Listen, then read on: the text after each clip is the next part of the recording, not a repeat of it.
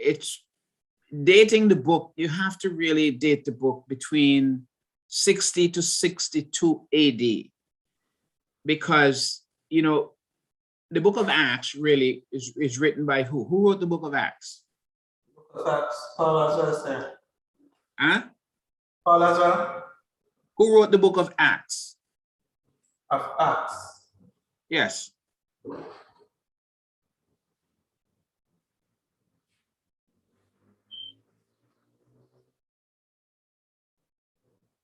Book of Acts.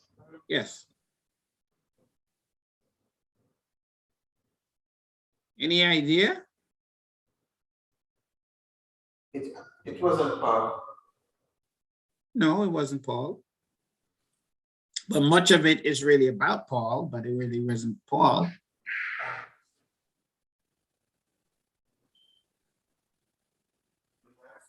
Yeah. The book of Acts was written by Luke. Luke wrote 2 volumes. Luke, yes, sir. You know, I had it in my mind. Yeah, Luke wrote 2 volumes. And the first volume is the book.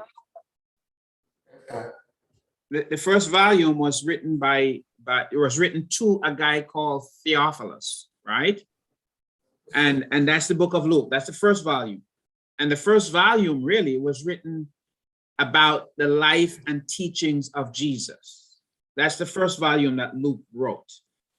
The second volume that he wrote about the history of the new movement, the Christian movement, the people of the way, the church that starts from Pentecost. And so the very last verse in the book of Acts ended by saying that he went on preaching, none forbidding him, talking about Paul.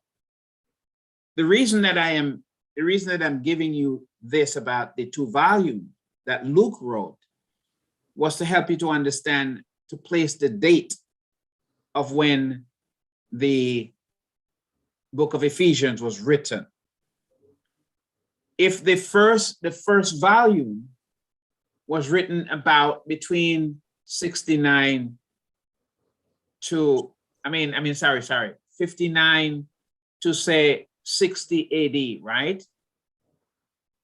Yeah, around that region, somewhere along there. Then the second volume was written between maybe 60 to 62 AD. Therefore, since Paul was in prison in Rome, and the last chapter of the book of Acts is talking about that imprisonment. And that's when he wrote to the book of Ephesians. So you can be on the safe side by dating the book between 60 to 62 AD. Now, do you see how I arrive at that date? No, sir, not fully. You don't get it? No, sir. So the 60 to 60 AD is the 60, date. 60 to 62 AD. That would be the date of when Ephesians was written. Right. It's about the date. You can't really be firm on it, but the way I arrived at it was saying that Luke wrote 2 volumes. The book of Luke and the book of so if we get a handle as to when the first volume was written, and if we say the first volume was written about probably 60 AD, right? Then the second volume, you follow? That's how I arrive at the 60 to 62 AD. Because the second volume, which is the book of Acts, talks about Paul being in prison, house arrest in Rome. And we know that Paul wrote the book of Ephesians while in Rome in prison. Okay. So that's how I arrived. But he also wrote some other books at the same time. You know what those books are? They were written at the same time. The book of Ephesians,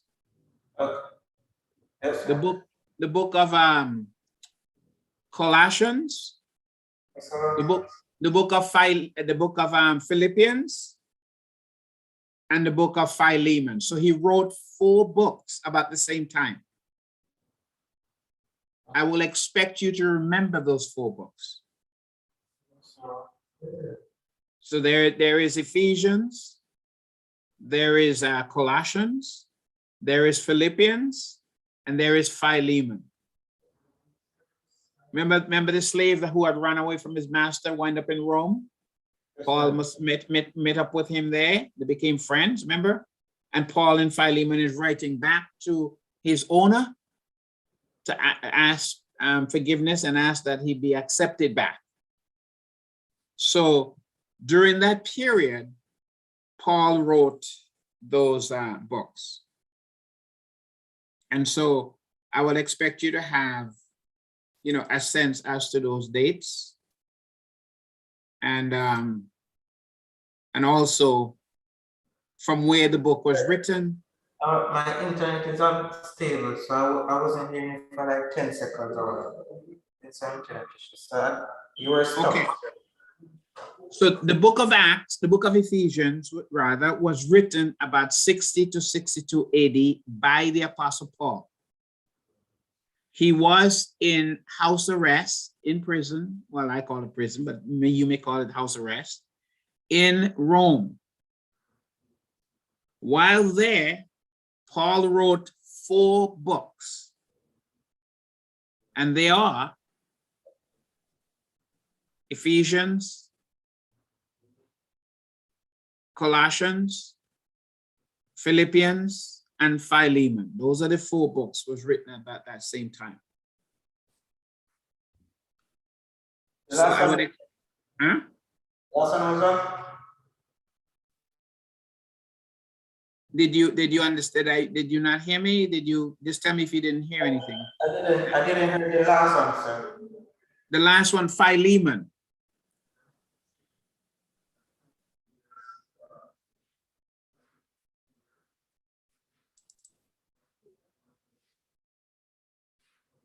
You got it now?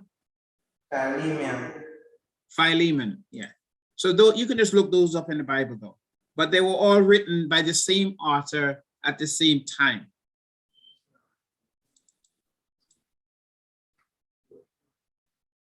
And I'm trying to find some material here. Let me see. I don't know why I can't find it. JSP. Let me see if there's another way to find this. Okay, let me go in here. I have too much things on my desktop, so it's hard to find.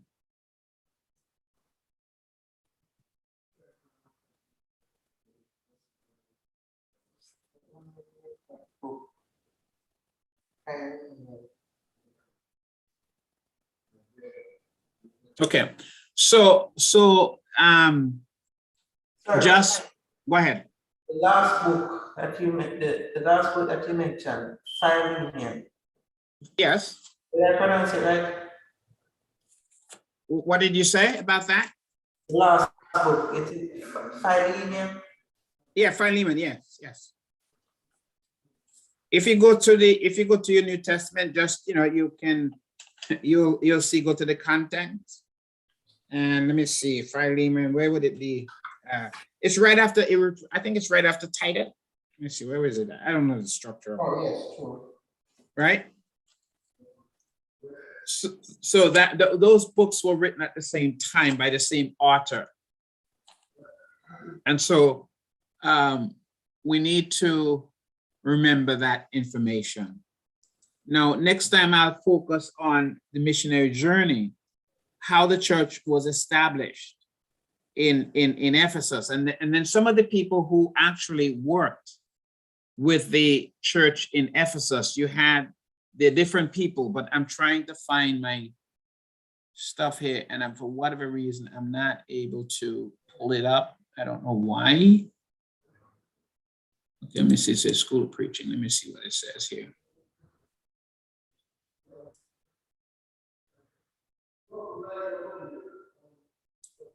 Okay, let me do something. Maybe it's turned off. Let me try to bring it up and see if it's going to be bring all of them up and available to me.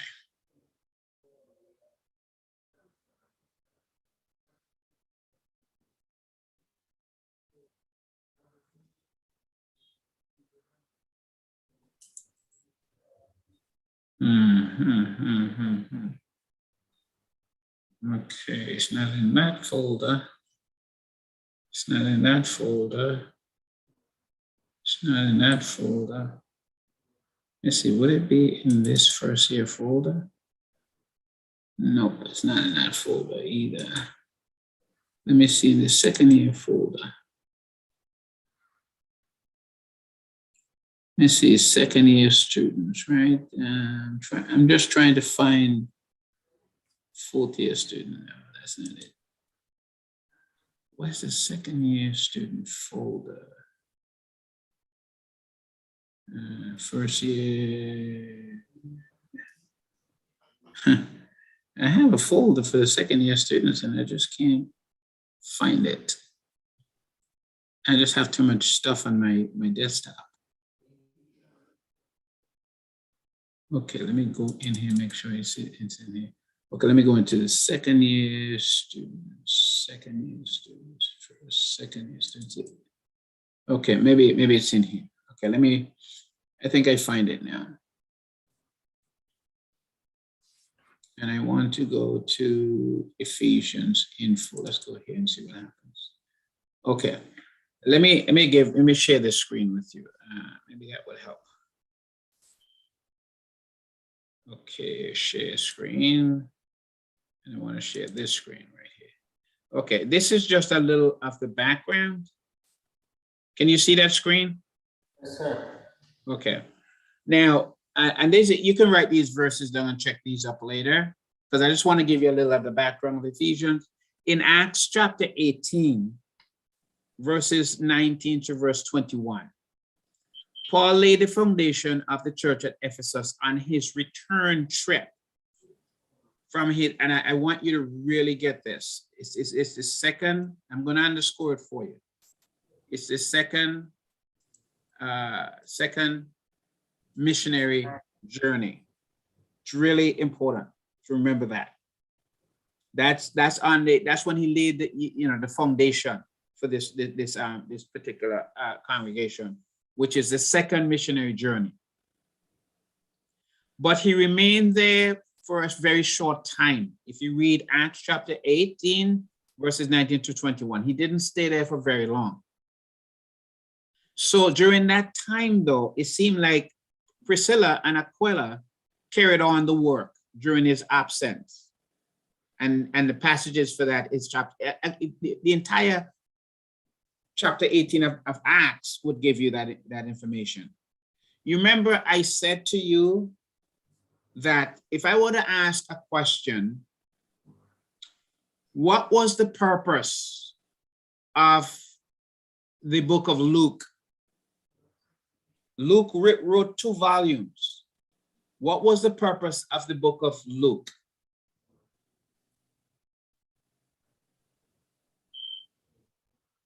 Please remember that. The book of Luke, the purpose. Why was Luke says it in the very first chapter. He says, it was being written to Theophilus. In the book of Acts, he said, this was like he had written the first one, which was about the life and teachings of Jesus. That's Luke. In the book of Acts, it's about the growth and the development of the church. Another way of putting it, it is the continuation of the teachings of Jesus carried out through the church. And one of the dominant person in the second volume is Paul. The work of Paul is really highlighted in the book of Acts, which is the growth and the development of the church, basically. So that gives you an idea of the 2 volumes, okay? That gives you an idea of the 2 volumes. So it's important that you understand that. So on his second missionary journey, he laid the foundation for the church there in Ephesus. And then once he left, he stayed a short time. When he left, Priscilla and Aquila carry on the work for a very short time. However, Paul returned to Ephesus, and I'm going to underscore this for you. You have to remember this. Whenever I underscore something, I want you to remember it, Okay. Paul returned to Ephesus on his third missionary journey, and look at this. He spent, this is very important. I'm even going to highlight it with a different color because I really want you to remember it. Okay? He spent 3 years in the city. So when he returned on his third missionary journey, Paul worked there for about 3 years. I'm not going to get fancy to talk about the Temple of Diana and all of that stuff. You can read that. You can look that up, you know. Ephesus was very, very important city. It had a very rich cultural heritage, including religion, Diana and all of that, the Colosseum. It's a very rich city. So what I want you to do is to remember and do some work, do some research. Just Google and plug in Ephesus, the city of Ephesus during the first century, and you'll see it was a very, very, very. It's like Manhattan. It's like Beijing. You know, the influence of like you know, some of the major cities. That's what Ephesus was. There was a religion was all over the place, very wealthy. So Paul worked there for 3 long years.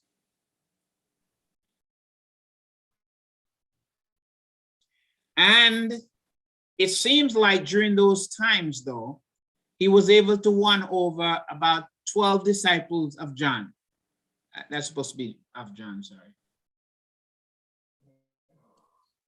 So he seemed like he had won over the disciples of John to Christ. And therefore, you know, and so later, though, he went for like preach for 3 months in the synagogue, right? And it says that in Acts chapter 19, verses 1 to 18. Now, while he was preaching there in the synagogue, he was faced with a lot of opposition. And he withdrew and he went to a school, Tyrannus, where he preached there. And we need to understand this. I'm going to highlight this as well. He preached there for 2 years. Okay. When because of the opposition, he left. And he teach there, worked there for like 3 years. Now, during that time, though, he was able to take the word, you know, to Asia, to all of Asia at that particular time. So if you can visualize a map of Asia, so Paul was able to preach the gospel in all of Asia at that particular time. Now, one of the things that's important for you to understand, part of the success that the Apostle Paul had was the special miracles that he did. Yeah, go ahead. Yeah, no, I was writing on something. Can you just go back?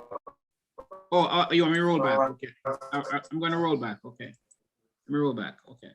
So one of the reason, and there are many reasons that the Christianity spread as rapidly as she did.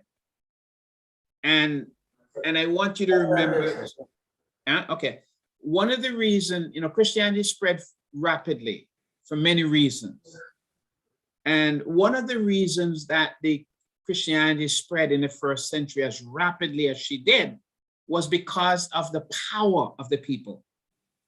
What do I mean by that? Because they performed miracles. And that, because Paul was performing miracles and people were so, you know, taken by the miracles, and that drew people to the Christian faith, it created a sense of credibility that these people had extra power. They were connected to God. Some people misunderstood that and offered money in order to have the same power. But by token, though, the Paul run into trouble with that. Because remember, there were other people who were like palm readers and, doing their stuff, they had powers and stuff like that. So it created an economic challenge to those private people who were making monies through witchcraft and stuff like that, black magic and all of that stuff. So, when people start losing money and they have to close down their business, you know what's going to happen. You're going to have protest. You're going to have people marching. You're going to have people trying to get rid of, what's going on, closing their business. Because if that's the way you feed your family, and that's the way, you make a living, and all of a sudden this new group come to town and start, not only are they setting up business, but they're telling the people that your business doesn't work. So that created strong opposition, because Paul was performing miracles and stuff like that. That's Acts chapter 19 from verse 11. You can read there and see. So when Demetrius and his craftsmen set the city in an uproar, remember protest? Remember the Black March in America? The Black Pride in America, I mean? Remember that? People get mad and they start taking to the street protest. So that happens in Ephesus. So it says that the tongue clerk secretly quiet the mob, and Paul left Ephesus and went to Macedonia because the heat was too hot. Okay, so he had to escape. He had to leave because things was, when you start cutting into people's daily living and the way they live and putting food on their table, things start happening. So that's precisely what Christianity run into trouble there, because it had a negative impact on the economic situation there among these people who are doing business. And so as a result of that, it created a problem.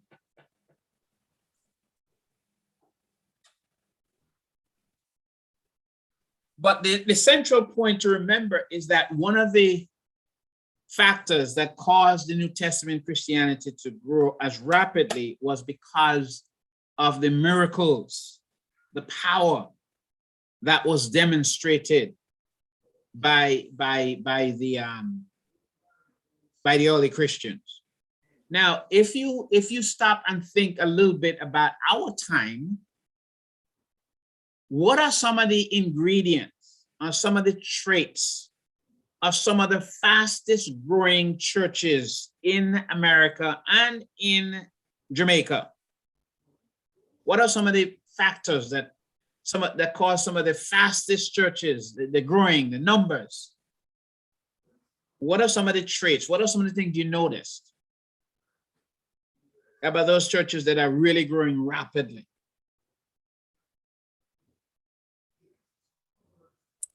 Can anyone address?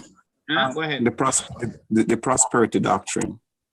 Prosperity doctrine. What else?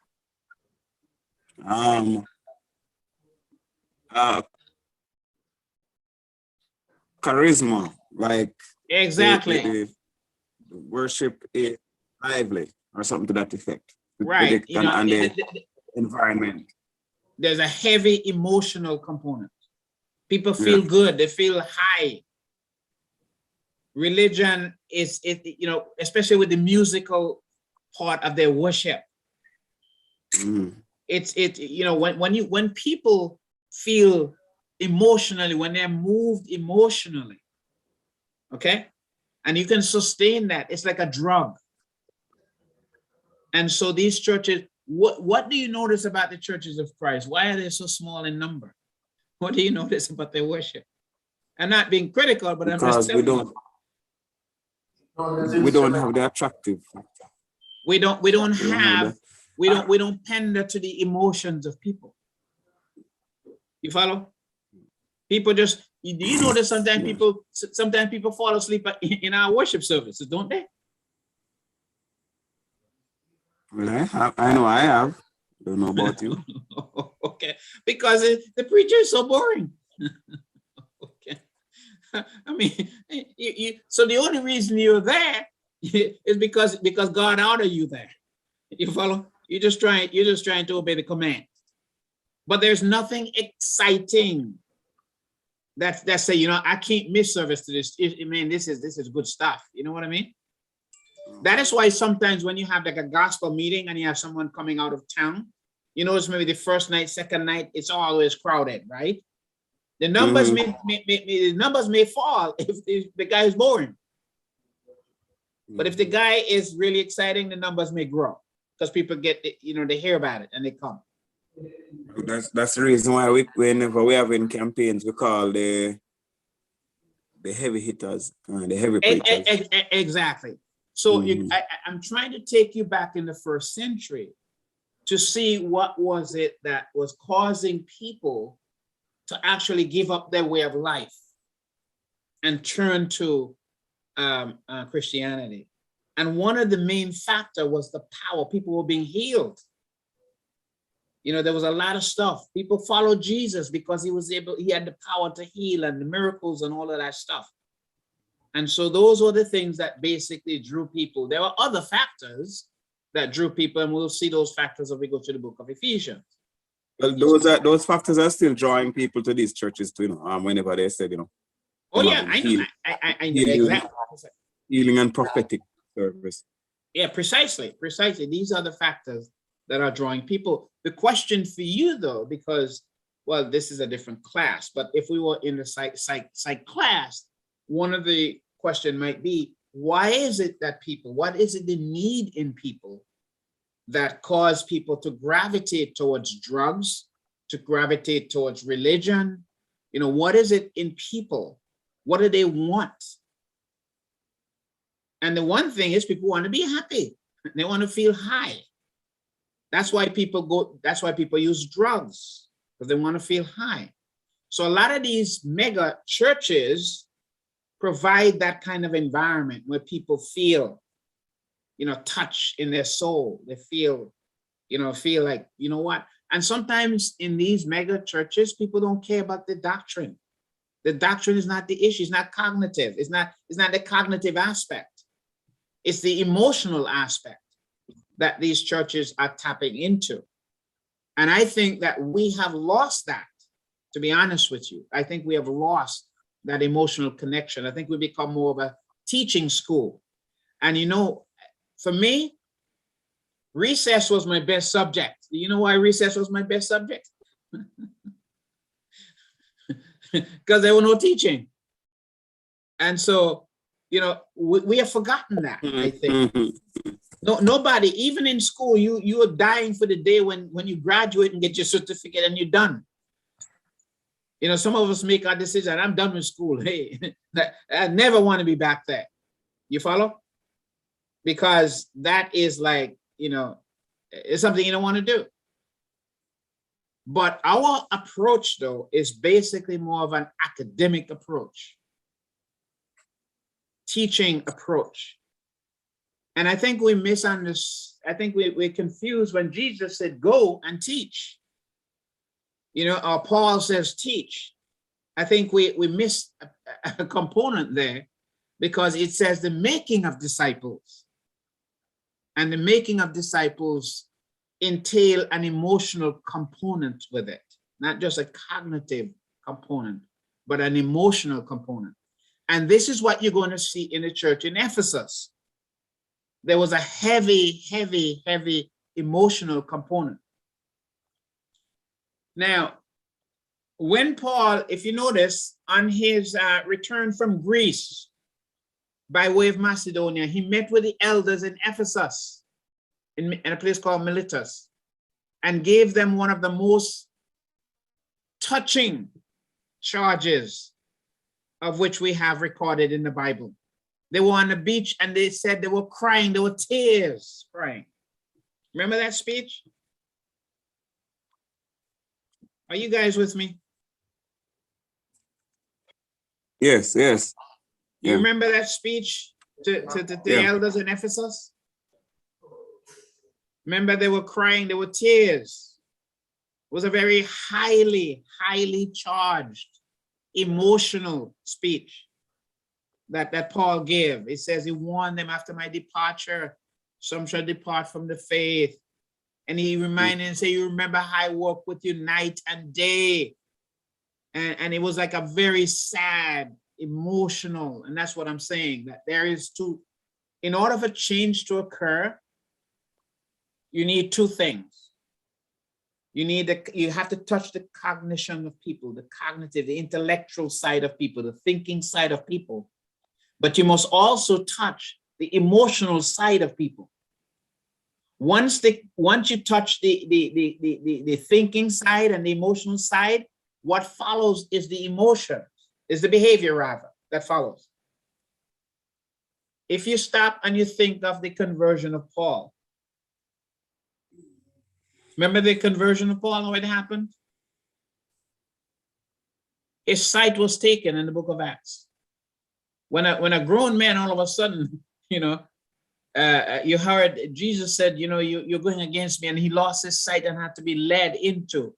That is a highly charged emotional experience.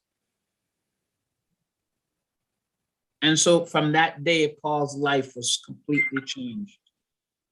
And so that's kind of what, now remember this, that Timothy also was stationed in Ephesus. He worked there.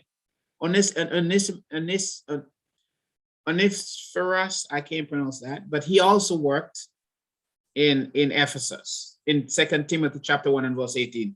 I can't pronounce that name. Maybe you can, but you need to remember it anyway. Okay. You need to remember Timothy, and you need to remember this guy, because they also work in Ephesus. Now, the Apostle John, actually, Ephesus became his home.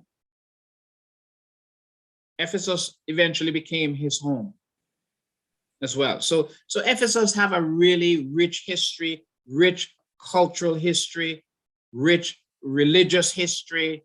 The church really, it was really a dynamic place. And so some of the most famous quotations that we have is coming out of the church in Ephesus. As a matter of fact, in the book of Revelation, Jesus said, I have this against you, that you left your first love. If you look at Ephesians 5, one of the greatest, most powerful lessons about love comes through this writing, when Paul says that Jesus so loved the church that he gave his life. And so husbands also ought to love their wives. Powerful, powerful, powerful teachings about love. But in Revelations, though, what is it that they had forgotten? Their first love. So that's kind of, any questions so far? Any questions on what we've talked about in terms of the history? I was writing down that, sir. Huh? Writing down that, sir.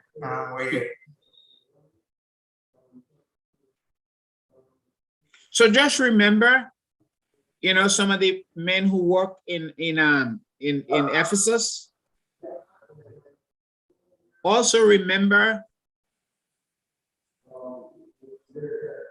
I may not mention this again, but maybe I will. I'm not sure. It's really, in order for change to occur, let me see if I can write it. Yeah, let's write it. Yeah, let's see if I can type it.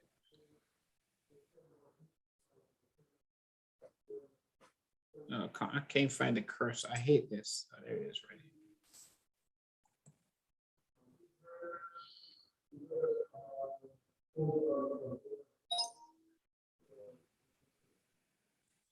In order for change to occur, you must have the person's thinking and emotions connected together. Once the thinking and the emotions are connected, you will have the change that you need to have.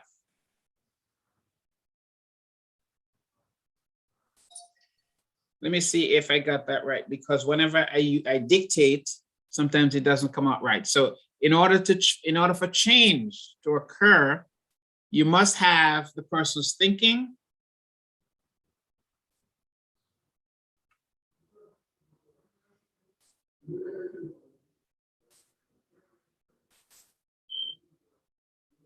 and the emotions must be connected, right? Once they're connected, once they come together, then you're going to have meaningful change. And that didn't come out right, but the behavior. So let me put it in another way. Let me put it in maybe I should write it this way.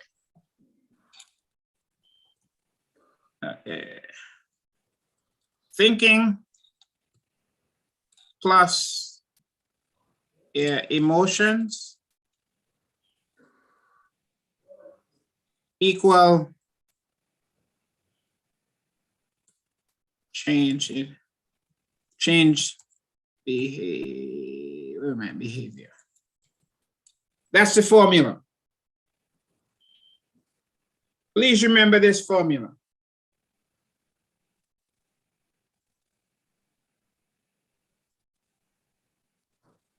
Remember that formula. Thinking plus emotions equals change behavior. If you want someone to change their behavior, you got to tap into these things.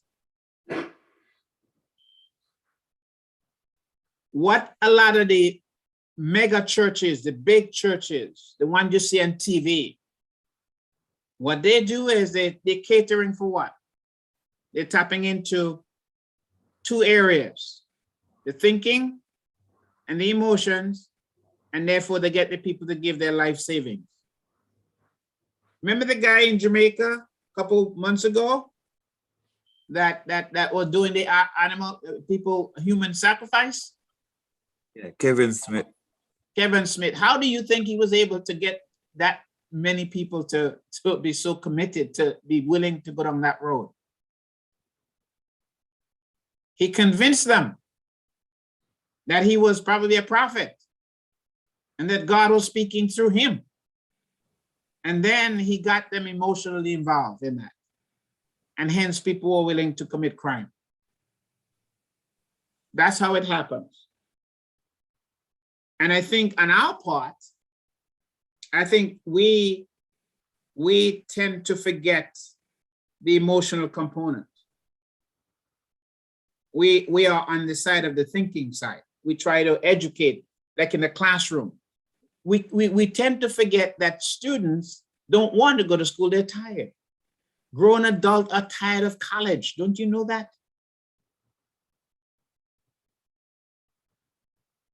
Rarely do you find someone really, spend their whole life in college. We say they have a problem. They're addicted.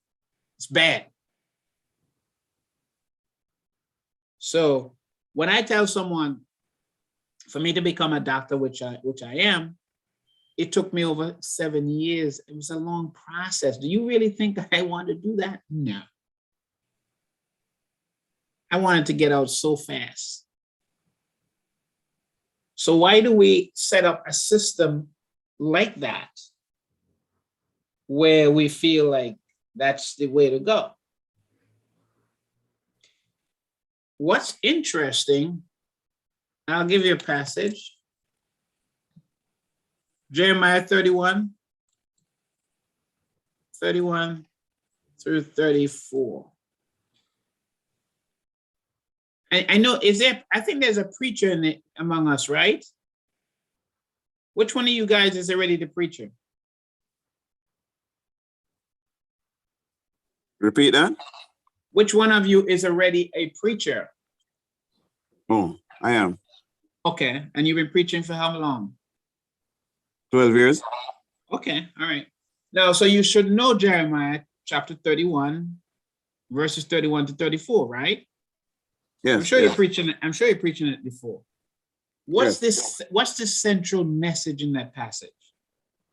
The key point that Jeremiah was making in the second covenant. What's going to change between the old covenant and the new covenant? Jeremiah chapter 31 and verse thereabout is also is speaking about the New Testament about and what Jeremiah does here is that he makes a comparing of what the perfect and the imperfect is to give you an idea as to the type of covenant that will be coming as opposed to the one that they are currently under. In the book of Hebrews, I don't want to miscall I don't want to call it. Before you go there, I want you to notice what you've done. What you have done is you're moving away from the question that was on the table to you, and it's as though you're saying that this passage is not clear enough, and you want to make it a little clearer by going elsewhere. And that's one of our failure. We feel that we have to somehow. Jeremiah wasn't clear enough. I think Jeremiah is clear. So my question to you is, what is the central point of this passage? What is he saying? So stay with the passage. For me, the central point of the passage is him explaining to whomever was being written to at the time about the new law that God is going to establish, the new covenant, should I say. Covenant is the better word that the Lord God is going to establish. And of course, he gives all of the things that will come along with it. Yeah. Now, for the benefit of the other students, are you guys listening? Yes, sir. Yes, sir. You notice how our teacher here has avoided the question. He's dancing around the question. Maybe I'm not understanding what you're asking. Right. But I'm only asking you what is Jeremiah saying. And all that Jeremiah is saying is this, that God will write his laws in our hearts, and no longer will we need to teach anybody anything. That's all he says. He doesn't say anything else. You follow? That's the message in that passage. I will write it in your heart. You wouldn't need to teach anybody anything. And the reason that I gave you that, I wanted to connect it with the thinking. And when you emphasize this one and you overlook the emotional, what you have is an academic situation with no change. Paul was changed because of this emotional side. Paul knew the Torah. Paul had a lot of knowledge, but this emotional, how can you be going to find other people to have people killed? Paul was present when Stephen was stoned to death. Had no emotions whatsoever, had no feelings for killing people. You follow? Yes, sir. Mm-hmm.